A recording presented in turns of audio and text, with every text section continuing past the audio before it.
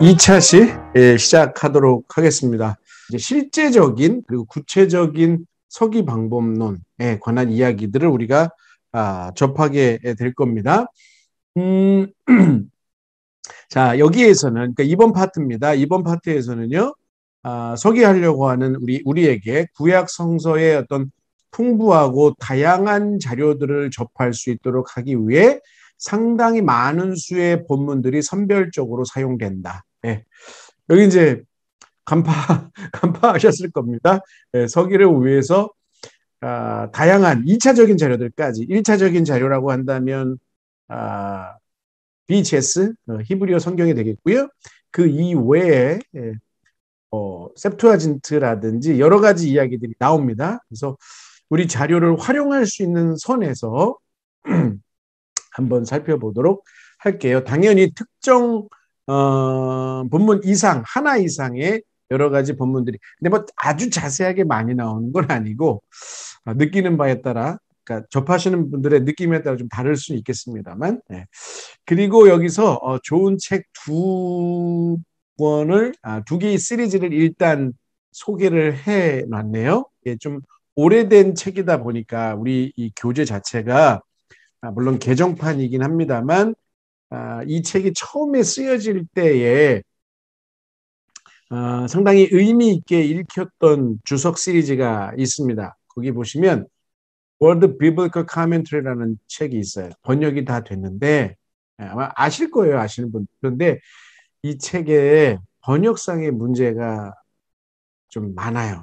그러니까 언어로 영어로 보실 수 있다면 뭐 더할 나위 없이 웰컴, 환영할 일인데 번역서에 의존해야 한다 할 경우에는 뭐 구판이 나와 있긴 합니다만 조금 번역상의 문제가 있다. 그래서 저는 뭐 시리즈 주석은 제가 지난번에도 얼핏 말씀드렸습니다만 한 진로 사시는 거 아니에요.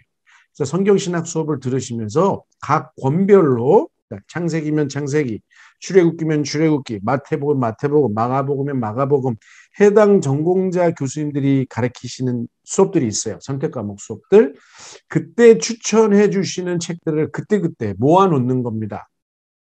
그렇게 다양한 관점으로 기록되어 있는 여러 종류의 주석들을 책별로, 성경 책별로 모아놓으시는 게 중요해요. 어쨌든 여기 WBC, 줄여가지고 WBC라고 하는 제목으로 불리는데 한국 목회자들에게 상당히 많이 알려져 있는 주석 시리즈이긴 합니다.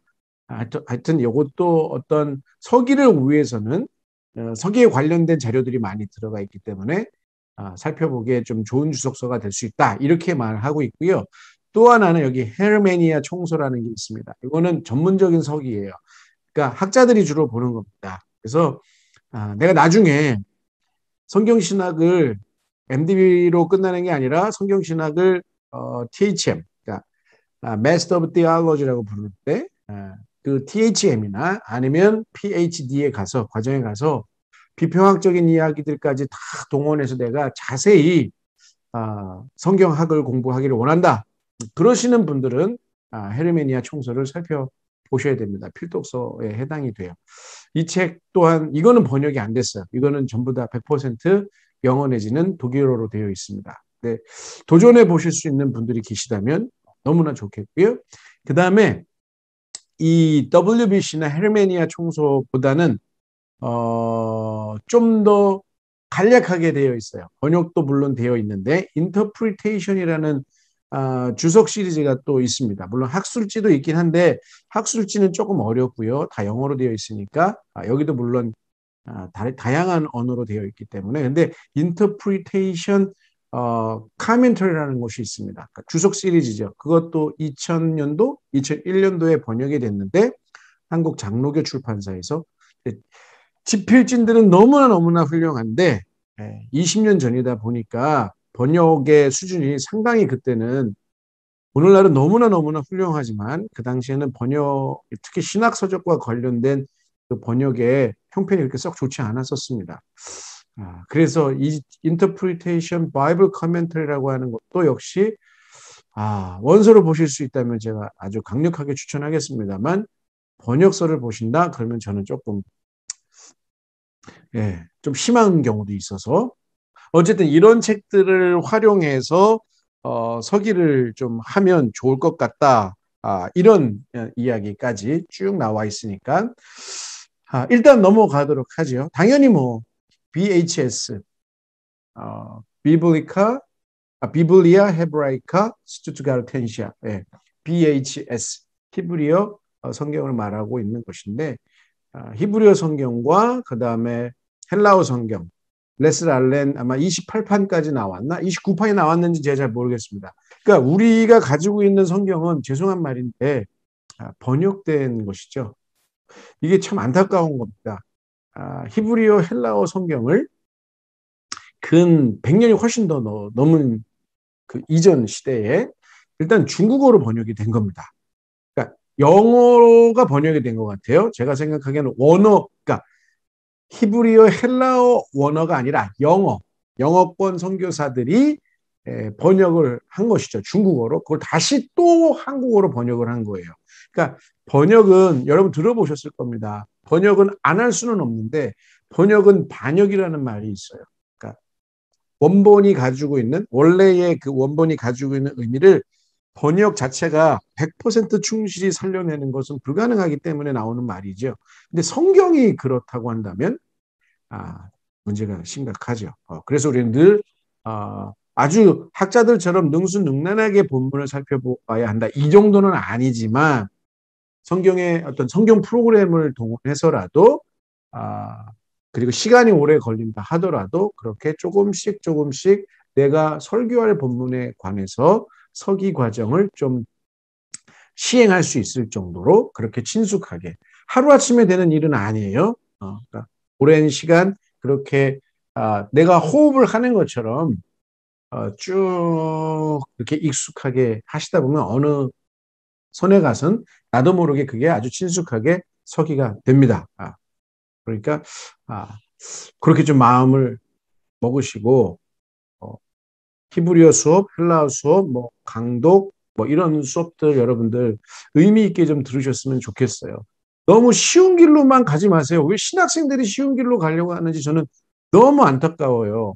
제가 학교 다닐 때는 뭐 라떼는 이런 얘기 하려고 한 게 아니라 다 필수 과목이었습니다. 근데 이제 학생들이 자꾸 쉬운 길을 가려고 하다 보니까 이게 선택 과목이 되어 버렸는데 그것도 매 학기마다 열리는 것도 아니고 근데 하나님께서 우리에게 전달해 주신 그 말씀의 원문을 읽어낼 독해력을 좀 키우기 위해서 노력을 하고 안 하고는 굉장히 큰 차이가 있죠. 그러니까 좀 그 부분에 대해서는 여러분들 생각을 좀 달리 하셨으면 너무 좋겠다. 이런 이야기 드리고 우리 75페이지로 넘어가겠습니다. 75페이지, 이제 실제적으로 원문에 입각한, 서기라고 하는 건 원래 원문에 입각한 것이기 때문에 설명을 좀 드리겠습니다. 당연히 이제 구약 성경과 관련해서 우리가 사용할 수 있는 거는 당연히 히브리어 원문, 원본은 없어요. 우리가 지금 가지고 있는 성경은 자 생각해 보세요, 여러분. 주전 722년에 북이스라엘이 멸망했고요. 586년, 주전 586년에 남유다가 멸망했습니다. 주전 586년, 더 훨씬 이전에 하나님의 말씀이 당연히 주어진 하나님의 말씀이 있죠. 성경 기자들 통해서 성령의 영감. 근데 그 당시의 인쇄술은 오늘날처럼 이렇게 깔끔하게 잘 정돈된 이런 식의 인쇄술이 아니잖아요. 그렇죠? 양피지의 말씀을 기록한 것은 훨씬 후대고요. 파피루스. 여러분 파피루스 갈대를 말린 겁니다. 보신 적이 있는지 없는지 모르겠는데 그걸 이렇게 손으로 바싹 마른 걸 손으로 이렇게 잘못 만지면 금방 바스러져 버려요. 그러니까 파기 내지는 훼손될 확률이 거의 99%다. 그러니까 구약의 이 말씀들은 특히 더 구전 전승의 의존도가 높았겠죠. 암기하는 겁니다. 하나님의 말씀은. 그러니까 이와 같은 것들이 전쟁이라든지 포로기를 거치면서 기본적인 이 어떤 양피지, 그러니까 파피루스 같은 건 거의 다 훼손됐다고 보는 게 맞고요. 이 구약의 그 구전에 입각해서 다시금 그것을 서기관들이 포로기를 경험하고 다시 제2 성전기를 경험하면서 이것을 복원시키기 위해서 굉장히 많은 노력을 하잖아요. 그러면서 이제 필사를 하는 겁니다. 여러분들 필사하시죠? 네. 그러니까 그러니까 사본이에요. 어디까지 원본은 없어요. 사본을 쭉 저뿐만 아니라 모든 사람들이 다 이야기를 하는 겁니다. 하나님의 말씀은 그러니까 우리에게 주어진 그 처음에 성경 기자를 통해서 하나님의 영감에 의해서 주셨던 그 원본은 지금 뭐 발견되지 않고요. 사본 그것을 다시 기억을 토대로 해서 쭉 받아 적은 왜냐하면 정경 공동체 그렇죠? 신앙 공동체가 모두가 함께 암기한 것이기 때문에 상당히 정확해요. 그걸 가지고 쭉 필사한 카피, 사본이 존재하는 것이죠. 좀 이따 이제 사본과 관련 이야기를 다시 좀 하겠습니다만, 그래서 히브리어 사본은 우리가 흔히 지금 사용하는 게 한 세 가지가 있는데, 학자들 거는 좀 빼고, 여기 BHS라고 하는 가장 일반적인 히브리어 성경입니다. 그 다음에 BH3라는 게 있어요. 그러니까 쭉 그게 BH1, BH2, BH3 이렇게 된 거고요. BHS는 스투트가르텐시아라고 하는 어떤 지역과 어떤 역사적인 사건을 토대로 해서 붙여진 이름입니다. 그렇게 해서 히브리어 본문 자체를 가지고 우리가 당연히 주석할 본문의 범위를 정해야겠죠. 그러니까 번역되어서 번역을 거친 성경 인쇄된 이거에 우리 여기에 직접적으로 의존하시면 좀 곤란한 게 히브리어 성경 자체에 나와 있는 장과 절의 구분과 번역되어 있는 우리가 가지고 있는 이 성경상의 장절의 구분이 100% 일치하는 게 아닙니다. 다른 부분들도 꽤 있어요. 그러니까 이런 부분들도 우리가 좀 생각을 해야 되겠죠. 그 다음에 이제 사실상 거의 모든 현대어 역본들이 되겠죠. 영어 성경들이든 한글 성경들이든. 그러니까 이와 같은 것들을 우리가 충분히 활용하면서 본문을 정해야 되는데 히브리 원문을 토대로 해서 살펴보시면 단락 구분의 방식이 있습니다. 특히 구약 성경 같은 경우에는 히브리 사람들이 1년에 52주에 걸쳐서 히브리어 성경 전체를 한번 일독할 수 있게끔 나눠 놓은 단위들이 있어요. 그것도 좀 뭐 길이가 길다고 한다면 어떤 메시지나 실제적인 이유를 가지고 또 우리가 또 세부적으로 또 나눌 수는 있겠습니다만 이런 것들도 우리가 참고할 수 있겠고 여기 보시면 히브리어 본문의 경우는 성경 내용은 오른쪽 여백 들여쓰기를 통해서 단락을 구분해 놓았다. 이렇게. 그러니까 오른쪽 왼쪽을 좀 생각을 해 봐야 되는데 히브리어 성경을 여러분 한번 펴보십시오. BHS라는 성경을 펴보시면 히브리어 성경은 우리와 순서가 달라요. 그러니까 이렇게 우리는 왼쪽에서 오른쪽으로 쭉 쓰잖아요. 그렇죠? 근데 히브리어는 거꾸로 오른쪽에서 왼쪽으로 쓰게 되어 있습니다. 그리고 여백을 그러니까 우리는 이게 지금 녹화가 어떻게 되는지 잘 모르겠어요. 그러니까 왼쪽에서 오른쪽으로 쭉 쓰는데 여백을 그러니까 이쪽에 남겨두잖아요. 근데 히브리어는 거꾸로 이쪽에 여백이 생기게 돼요. 그런 차원에서 이제 단락이 구별된다. 뭐 자세한 이야기는 어렵겠고요. 이상적으로 따져보자면 히브리어 성경, 영어 성경, 한글 성경 모두 우리가 선택한 본문의 배열을 검토함으로써 잠정적으로 우리가 주석할 본문의 범위를 정하는 것이 가장 자연스럽지 않을까. 그러니까 좀 우리가 너무 한글 성경에만 의존해서는 안 돼요. 저도 예전에는 신학교 오기 전까지 뭐 신학교가 아니라면 이런 이야기를 굳이 할 필요가 없어요. 성도들한테도 혼란스럽습니다. 신학을 공부하지 않은 분들에게 이런 이야기, 서기에 관련된 이야기를 해드려야 될 이유가 없어요. 그런데 어쨌든 그때는 저는 한글 지금 개혁이 아니라 그때 지금 개혁 개정이죠. 예전에 한글 개혁 성경 세로로 되어 있는 거 거기 한자 막 이렇게 써 있고 바깥에는 이렇게 뻘겋게 되어 있는 그렇죠? 하나님이 그렇게 써서 주신 줄 알았어요. 그렇게 생각하는 연배 많으신 분들 교회 안에 꽤 됩니다. 우리 나이 많으신 권사님들 예. 예, 그분들 무시하는 게 아니라 그 당시에는 그렇게 가르치셨던 목사님들이 꽤 많아요. 근데 개역 개정도 어디까지나 번역이고요. 그러니까 마치 한글 개혁이 개역 개정이 표준 세번역이 혹은 세번역이 이것이 절대적인 하나님의 말씀의 어떤 번역이다. 이렇게 얘기하면 곤란해져요. 킹제임스와 관련된 이야기 이제 질문들이 종종 나오니까 말씀드릴게요. 킹제임스 버전 역시 번역입니다. 번역이라고요. 그리고 왜 킹제임스라고 하는 왕의 이름이 들어가 있겠습니까? 네, 어떤 역사적인 어떤 배경이 예, 긍정적이든 부정적이든 어쨌든 개입이 된 상태에서 기록된 것이죠. 번역이 된 것이죠. 그러니까 킹제임스 버전이 뭐 하나님의 유일한 말씀이다. 이거 거짓말이에요. 왜냐? 원문으로 가야지. 무슨 소리예요? 번역인데 그거는. 네. 그 정확하다. 그러려면 네. 원문으로 가야 돼요. 그러니까 그런 이야기 절대 하시면 안 됩니다. 그러니까 신대원 오기 전까지는 그런 이야기를 많이 들어보셨을 것이고 또 그럴 것 같아서 그렇게 말씀하셨을 수도 있는데 그건 원문이 아니에요. 그러니까 그런 이야기 절대 하시면 안 된다는 이야기 말씀드리고 어쨌든 그래서 히브리어, 영어, 한국어로 이렇게 번역되어 있는 것들 히브리어 원문과 영어, 한글 성경을 좀 이렇게 대비해 놓고 어떤 본문의 배열이라든지 범위들을 쭉 검토해 보면서 자연스럽게 단락 구분이 되는 지점을 정해서 우리가 본문을 정하자. 그런데 이걸 너무 주관적인 차원에서 접근하시면 곤란해요. 여러분 장절을 인위적으로 막 나눌 수는 없습니다. 그렇게 돼버리면 의도하지 않게끔 그러니까 의도로 하면 더더욱 또 문제가 되겠지만 의도하지 않은 상태에서 단락 구분 자체가 본문이 의미하는 다른 또 다른 의미로 해석이 될 수 있는 여지가 있기 때문에 그렇습니다. 그러니까 본문을 나눌 때에도 우리가 좀 조심스럽게 해야 된다. 아이고 할 얘기들이 너무 많은데 너무 전문적인 내용들이 이제 막 쏟아져 나오기 때문에 여러분들이 접해보지 않아서 전문적인 거예요.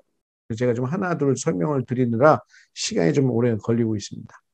자, 이제 판본, 역본, 번역을 비교해 보라는 겁니다. 뭐냐면 구약 성경, 신약 성경도 마찬가지인데 다양한 판본이나 역본들이 존재해요.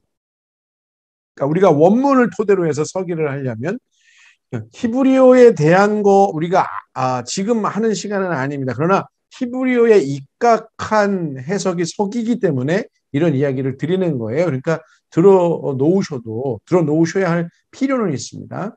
그러니까 여기 마소라 본문이라는 말이 나옵니다. 그러니까 히브리어 본문을 두고 하는 말이에요. 자, 마소라 본문을 반영하고 있는 것인지 아니면 마소라 본문과 배치되는지를 말할 수 있을 정도로 다양한 역본의 번역문들을 히브리어로 다시 번역해야 된다. 이건 요구하지 않습니다. 이건 요구하지 않아요. 걱정하지 마세요. 그러나 우리가 지금 앞에 이야기한 것과 좀 견주어서 보자면 말씀드리자면 히브리어 성경이 있고 큰 틀에서만 보자면 그렇죠? 히브리어 성경이 있고 이 히브리어 성경이 있었는데 그것이 주전 5세기에서 한 2세기 사이에 헬라어로 번역된 것이 뭐다? 셉투아진트다. 이렇게 말씀드렸죠. 그 이후에 벌게이과 그 다음에 또 한참 뒤로 가면 영어 성경 이렇게 나오는데 문제는요. 히브리어 성경이 셉투아진트, 헬라 성경으로 번역된 이후에 이스라엘이 최종적으로 역사에서 사라지게 되는 일들이 벌어지게 되잖아요. 그래서 나중에 셉투아진트 그것은 남아있고 히브리어 자체가 죽은 언어가 돼버립니다. 그리고 상당히 시간이 흐른 뒤에 유태인들이 새로이 이 죽은 히브리어를 다시 살려내는 거예요. 그러니까 대단한 사람들인 겁니다. 그리고 고어에 없었던 히브리어에 원래 없었던 모음 체계까지 이들이 만들어서 셉투아진트 내지는 다른 역본들을 참고해서 다시금 히브리어 성경 자체를 또 복원시켜요. 그러니까 이런 차원에서의 어떤 역본들이나 다양한 번역들이 발생했다는 거. 그렇다면 우리는 이런 이야기를 이제 조금 있다가 나오게 될 텐데 그래서 나온 것이 복음주의권에서 하는 말이 바로 본문 비평이라고 하는 겁니다. 본문을 가지고 우리가 비평을 한다 이런 차원이 아니라 성경 본문이 여러 가지 역본이 있고 그 다음에 판본들이 있어요. 그렇죠? 그 가운데 어떤 것들이 원문에 더 가까운가를 따지는 작업입니다. 이거는 주로 복음주의권 학자들이 하는 일이에요. 네. 그러니까 이 부분에 대해서는 우리가 상당히 좀 관심을 가져야 될 필요가 있겠죠. 자세한 내용은 또 나오니까 보도록 하겠습니다. 어쨌든 자, 그래서 이러한 과정은 대단히 복잡할 수 있기 때문에 대부분의 사람들은 적어도 처음에는 각각의 행별로 여러 역본들을 서로 대조해 놓는 도표를 만들어서 각각의 읽기들, 그러니까 이 번역들, 혹은 버전들을 쉽게 비교해 보라는 겁니다. 그러니까 뭐 여기 이 지금 스튜어트가 얘기한 것처럼 히브리어로 다시 번역하라 이건 요구하지 않는다고 말씀드렸어요. 그러나 이제 우리가 서기할 본문이 정해진다고 한다면 그것과 관련된 셉투아진트 70인경의 번역 이것도 다 출판이 됐습니다. 그러니까 셉투아진트의 어떤 구절들 그리고 라틴 성경에 따른 어떤 번역들을 같이 대조해 보면서 무엇이 빠져 있고 무엇이 포함되어 있고 어떻게 의미가 다른지를 우리가 확인해 볼 수 있다는 겁니다. 제가 지금 언뜻 생각난 걸로 예를 드릴 수 있는 건 창세기 2장이에요. 여러분 창세기 2장에 가서 보시면 창세기 2장 10절 이후로 가서 보시면 에덴에서 흘러나가는 게 강들에 대한 기록이 쭉 나오잖아요. 그런데 셉투아진트에 가서 보시면 창세기 2장이 굉장히 길어요. 그러니까 우리가 가지고 있는 한글 성경, 그렇죠? 한글 성경이 어떤 성경에서 번역되었는지 정확하게 알 수는 없지만 어쨌든 우리가 가지고 있는 성경 아무래도 맞소라 여기 위에 있는 맞소라 사본을 한국어 성경은 번역한 걸 또 번역한 것이라고 생각이 되는데 물론 후대에 가서 최근에 와서 이제 각 분야의 전문가들이 직접 번역을 한 그런 것들이 반영이 된 것이긴 사실인데 그 예전 이야기를 드리자면 셉투아진트와 맞소라 사본이 창세기 2장 그 아까 말씀드렸던 그 부분이 길이가 다릅니다. 셉투아진트가 훨씬 길어요. 그렇다면 어떤 사본, 그러니까 셉투아진트는 히브리어 성경의 번역이라 그랬는데 셉투아진트가 번역했던 그 히브리 성경과 맞소라 사본 후대에 이제 복원된 이 맞소라 사본이 반영한 그 히브리어 성경이 서로 사본이 다를 수 있다라는 가능성을 우리가 생각해 볼 수 있겠죠. 그럼 어느 것이 더 원문에 가깝냐? 이걸 추적해 가야 되잖아요. 우리 하나님 말씀 하나에 죽고 사는 사람들인데 그게 바로 본문 비평이라는 거예요. 그건 나중에 또 이야기를 하도록 하겠습니다. 자, 그래서 여기 흥미로운 예를 하나 소개해 놨어요. 이 히브리어 폰트 너무 마음에 안 드는데 정말 잘못되어 있는 폰트인데 여기 보시면 여기 탈굼이랑 시리아 이런 건 다 잊어버리셔도 돼요. 여기 한글 개역 개정과 여기 셉투아진트만 좀 생각해 보시면 되겠는데 여기 보시면 한글 성경으로 그의 아버지 사울에게 여기서 쭉 이렇게 진행이 되죠. 근데 히브리어는 이렇게 진행이 되고 있어요. 물론 여기 그의 아버지 그러니까 여기 그리고 그의 아버지 사울 이렇게 되어 있네요. 그러니까 히브리어로 따지자면 그리고 그가 대답했다. 요나단이 사울 그의 아버지에게 이렇게 되어 있습니다. 모르셔도 돼요. 잘 못 따라오겠다. 괜찮습니다. 그런데 여기 보시면 여기 바이오메르 LAU 이렇게 나와 있는데 여기에 보시면 요게 여기 셉투아진트가 바로 여기인데 셉투아진트에는 이게 없다는 거예요. 죄송합니다. 시리아 요거에도 지금 빠져 있고 하여튼 여러 가지 판본들을 따져 봤을 때 이 부분이 둘 다 없거나 최소한 요거를 제외한 상당히 많은 부분에서 그에게 이르되라는 해당 구절이 빠져 있다는 거예요. 이 본문을 전체를 읽고 해석하는 데에는 제가 보기에는 그렇게 중요한 요인은 아닐 것 같은데 이제 예를 드는 것이죠. 역본과 판본에 따라서 내용이 생략되거나 혹은 다른 경우들이 있다라는 걸 얘기하는 것이죠. 그래서 여기 밑에 보시면 마소라 본문의 히브리어를 적은 후에 선별된 판본, septuagint나 저 위에 나와 있는 어떤 탈굼, 시리아 뭐 이런 역본들의 역본들을 바로 밑에 열거해 보면, 그렇죠? 열거해 보면 어떤 걸 우리가 확인할 수 있냐? 여기 나와 있는 마소라 본문의 여기 그에게 혹은 이르되라고 하는 부분 단어가 생략되어 있다는 것을 우리가 발견할 수 있다는 이런 것들. 그렇다면 어떻게 이럴 수가 있느냐? 이것은 이 단어가 마소라 본문에서의 확장. 마소라 본문 자체가 그렇죠?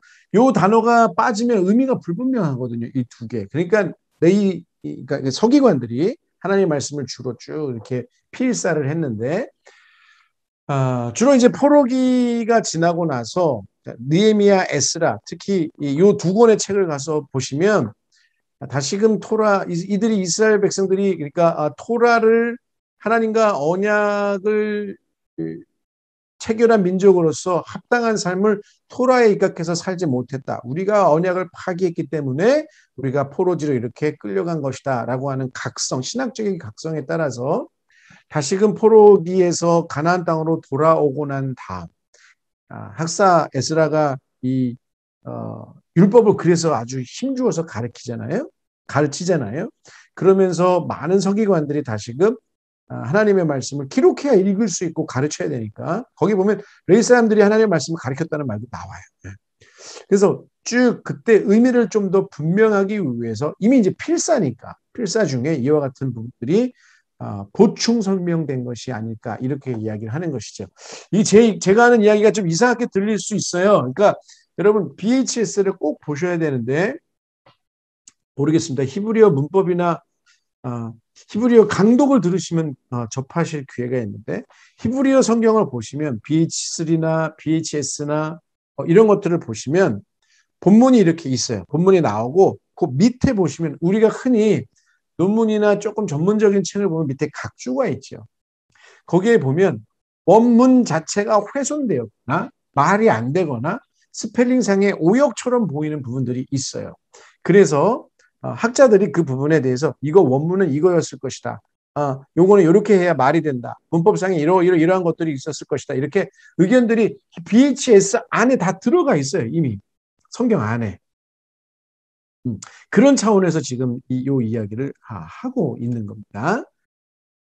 자, 조금 더 너무 생소한 이야기여서 어안이 벙벙하실 텐데 조금 더 다른 이야기를 한번 해보겠습니다. 여기 통상적으로 그러하듯이 페시타와 탈굼은 마소라 본문을 따르고 있다. 이렇게 되어 있죠. 페시타라고 하는 건요. 시리아어로 번역된 성경을 말합니다. 시리아 한 2세기 정도에. 그다음에 탈굼은 그 구약 성경을 히브리어 성경에 대한 어떤 해석서라고 보시면 돼요. 근데 그것은 제가 말씀드렸던 것처럼 마소라 본문을 쭉 따라서 번역이 됐고 해석이 담긴 것이다. 이렇게 쭉 우리가 이야기를 하고 있는 거고요. 불가타는 라틴 성경을 말해요. 전형적으로 마소라 본문을 따른다. 이것 역시. 자, 조금 더 우리가 이야기를 좀 하자면 1.3으로 넘어가는 게 좋을 것 같습니다. 너무 이 부분만 이야기하면 좀 그러니까 또 재밌는 이해가 나옵니다. 1.3에 가서 보시면 자, 본문을 재구성하고 줄을 달아라. 이거 앞에서 큰 틀을 이야기하면서 다른 부분인데 어떻게 할 것인가? 많은 경우들에는 우리가 이제 서기를 하죠. 서기할 본문은 전혀 재구성할 필요가 없어요. 대부분의 경우 당연히 그렇습니다. 그런데 설명을 위해서 하는 겁니다. 여러 판본이나 역본들을 비교해 본 후, 이건 앞에서 제가 어떤 리스트를 작성해서 한번 살펴보라고 말씀드렸었죠. 근데 요 BHS 혹은 BH3에 인쇄된 대로의 본문이 적절하게 원문을 보존하고 있는지를 결정해야 되는 사안이 생길 때가 있어요. 그러니까 지금 여기 레닌그라드 사본이라 그러는데 지금 가장 권위 있는 사본 중에 하나예요. 필사된 것들에. 그래서 이 레닌그라드의 사본이 BH3나 BH3에 지금 반영이 되어 있어요. 그런데 어쨌든 그런데 자 여기 보시면 당신은 현재의 이런 이독 그러니까 고대 역본들을 통해서 살펴봤더니 달리 읽힌단 말이에요. 아까 셉투아진트와 마소라 사이에 차이가 있다. 그렇죠? 이런 이독들을 가장 잘 설명해 줄 수 있는 원래의 의미를 찾아내야 한다는 거예요. 설교를 위해서도 학자들만 하는 게 아니라 여러분들도 이러한 작업을 해야 할 상황에 봉착할 때가 있다는 겁니다. 아까 그래서 본문 비평이라는 게 이러한 것이라 그랬죠. 네. 오히려 진보적이고 자유적인 그런 진영에서는요, 이런 거 별로 중요시 여기지 않습니다. 그러니까 복음주의권이 좋은 부분은 바로 이런 부분이죠. 하나님의 말씀을 그 원문에 입각해서 더 본래의 의미를 찾아가는. 자, 그런데 여기 봤더니 고대 역본들에 나오는 것들로부터 이론상으로 원문에 존재했을 것임에 틀림없는 것으로 거꾸로 작업을 해 나가는 것이죠. 늘 이래야 한다는 게 아닙니다. 그러한 상황이 벌어진다면. 그러니까 여기는 지금 원문을 히브리 원문, 헬라어 원문을 가지고 이야기했는데 저는 한글 역본들 사이에 수많은 차이들에 대해서 이야기를 해야 될 것 같아요. 당연히 여러분 한글 개역과 개역 개정본 사이에 차이가 있겠죠. 예, 당연히 있습니다. 그리고 한글 개역, 개정 개역과 표준 세번역 사이에 차이가 있겠죠. 있습니다. 당연히 있습니다. 그리고 공동 번역 차이가 있겠죠. 전부 다 번역이에요. 나는 뭐가 더 은혜로워. 이거는 사실은 문제가 있는 표현일 수 있어요. 그러니까 나에게 익숙하다라는 말을 그렇게 하는 것이죠. 저도 개역 개정이 익숙해요. 저한테. 저도 그게 편합니다. 한글 성경을 굳이 이야기하자면. 그러나 그것 역시 사본, 번역본에 불과한 것이죠. 그렇죠? 그래서 제가 이 서기방법론뿐만 아니라 구약의 여타의 수업을 가르칠 때도 출애굽기면 출애굽기, 선지서면 선지서, 역사서면 역사서, 오경이면 오경. 저는 항상 그래서 히브리어 원문 자체를 볼 여력이 지금 우리가 없으니까 부족하니까 그럴 때 어떻게 하라고 제가 요구를 하냐면 가급적이면 영어 번역들도 좀 참고해라. 제가 조금 이따 보여드릴 텐데 또 한글 성경도 개역 개정만 보지 말아라. 하나만 보지 말고 좀 여러 개의 번역. 여러분 대한성서공회 홈페이지를 치시면 성경 읽기라는 부분이 있어요.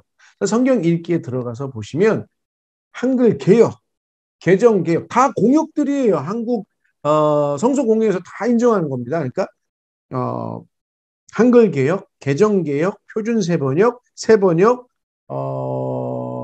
공동 번역까지 전부 다 무료로 항상 편하게 보실 수 있어요.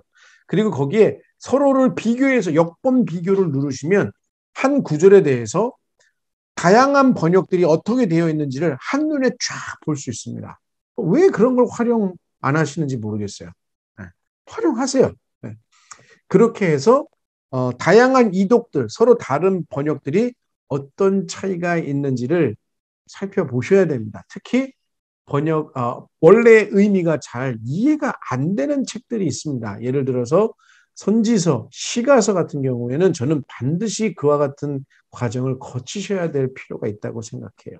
또 문법적으로 좀 이상하다든지 의미가 이게 무슨 뜻이지? 분명하게 드러나지 않은 바울 서신 같은 거. 네, 저는 그렇게 하라고 늘 추천을 하는데 많은 학생들이 따라하고 있겠죠.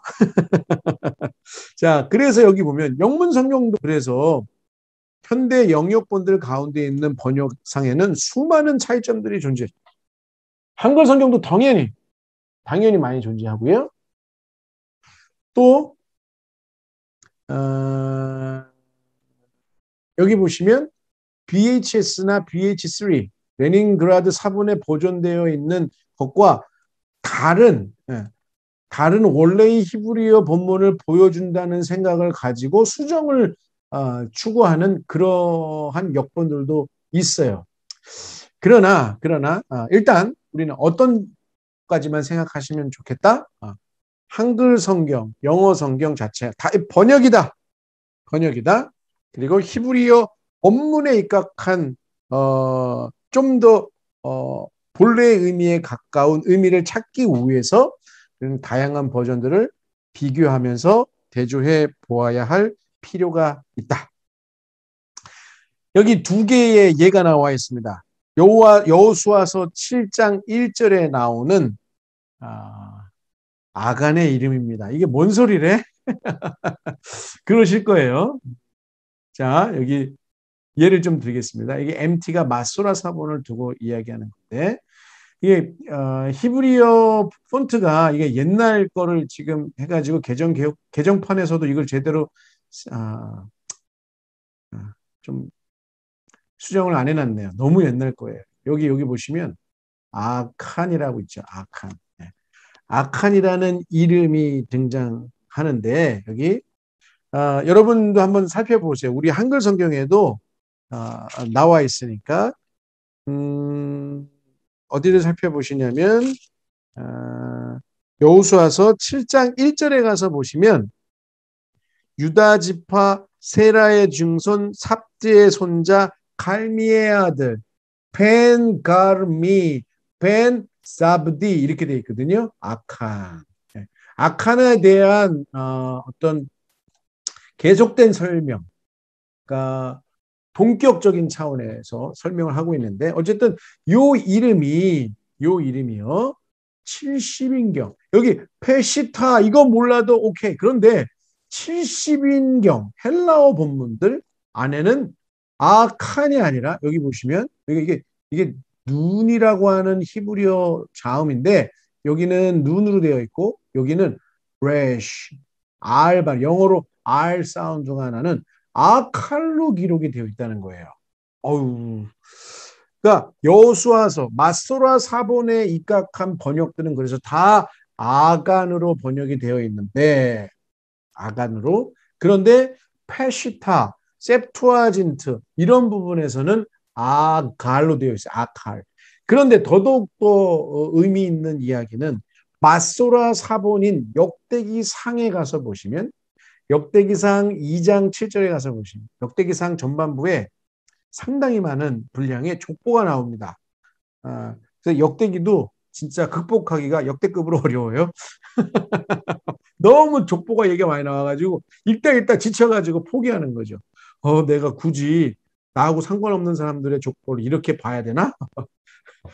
너무 지쳐서 나중에. 그런데 이 역대기 안에 우리 성경 안에 거기 가서 보시면 여기 이 사람의 조부인 히브리어 단어 여기 삽디라는 이름은 중요한 70인역 본문들 속에서 시무리로 나오고요.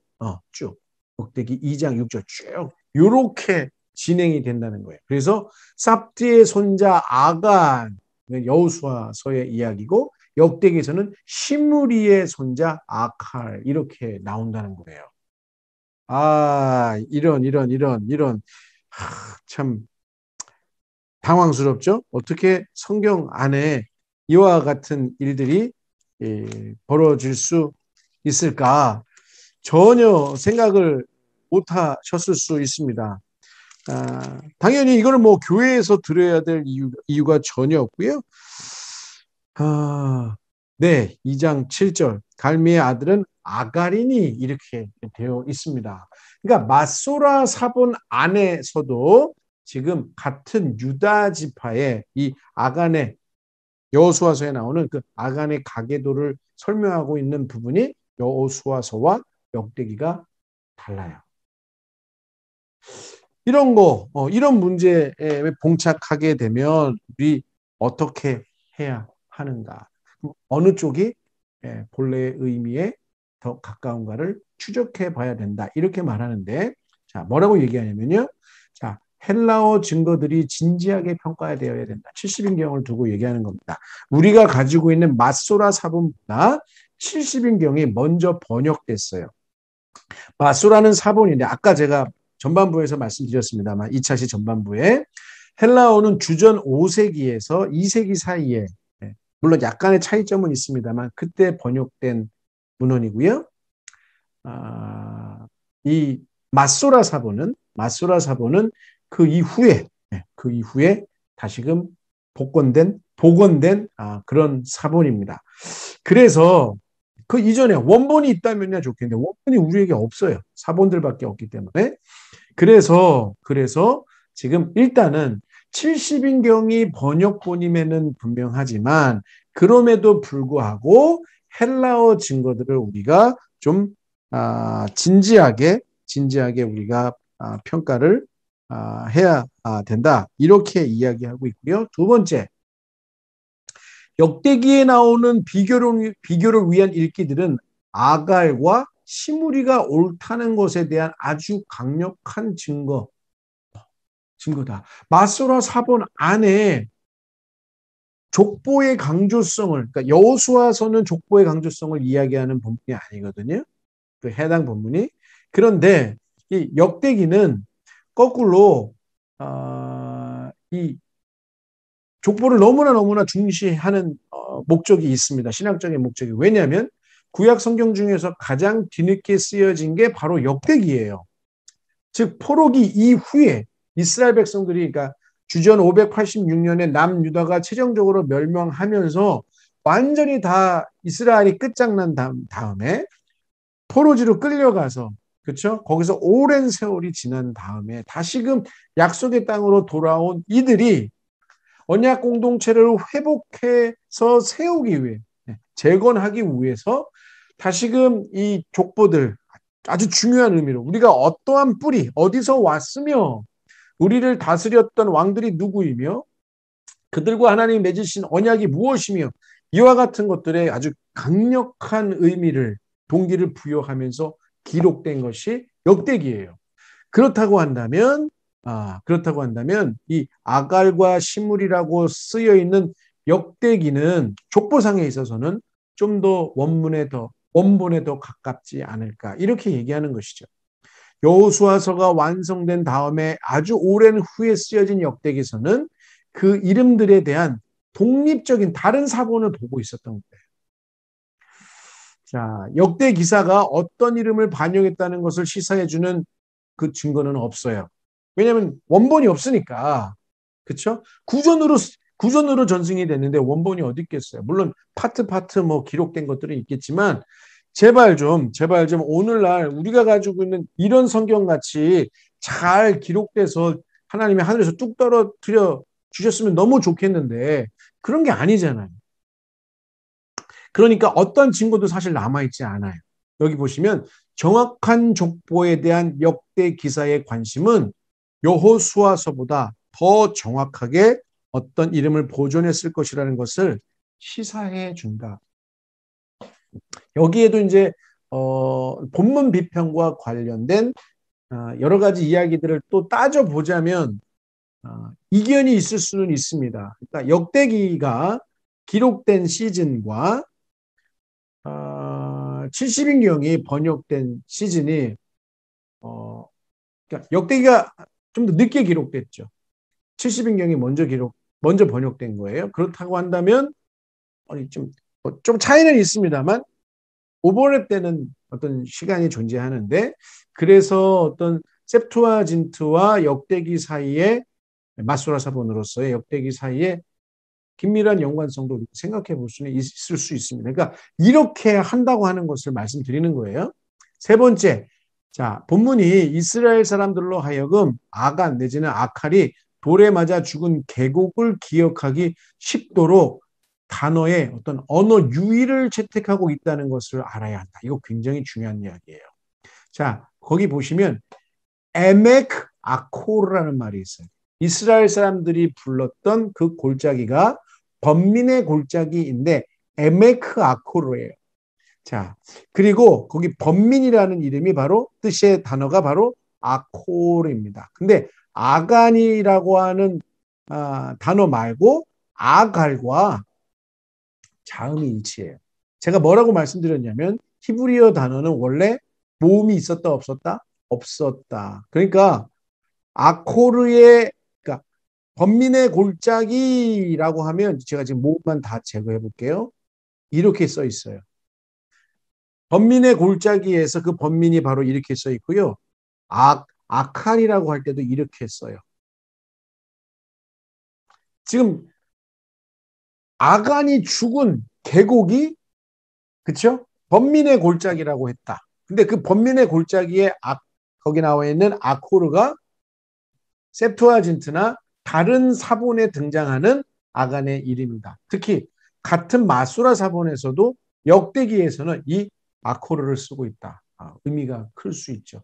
뭐 지금 예를 드는 겁니다. 아간의 이름이 그렇게 중요합니까? 범죄한 사람이 이렇게 얘기하실 수 있는데, 예, 그래요. 예, 그럴 수 있습니다. 그런 반응 나올 수 있는데 지금 어디까지나 한 가지의 사례를 여러분 교재를 넘겨보시면 다양한 사례들이 있어요. 그런 차원에서 우리가 지금 접하고 있다는 겁니다.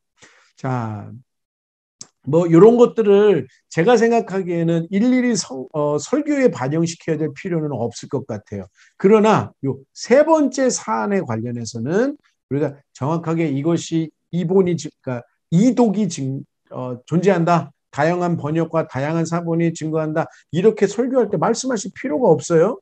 그러나 그가 죽은 골짜기의 번민의 골짜기가 아간의 이름의 어떤 의미와 의미를 이렇게 부각시켜주는 기능을 한다. 이런 차원에서의 설명이라든지 설교는 우리가 할 수 있겠죠. 아이고 시간이 많이 지났습니다. 그래서 여기 여러분들 BHS를 보시면 삽디와 아카르 그 사이에 보시면 이렇게 위첨자가 붙어 있는 데가 있어요. 그거는 아까 제가 그 각주 부분에 이와 같이 읽는 것이 원래 원문에 더 가까울 수 있습니다. 원본의 원래 의미에 더 가까울 수 있습니다라고 하는 의견이 반영된 것이다. 여기까지만 알고 계시면 좋을 것 같아요. 또 자세한 내용들이 있습니다. 그 이야기는 우리 다음 주에 또 하나씩 살펴보도록 하겠습니다. 오늘 수고 너무 많았습니다. 감사합니다.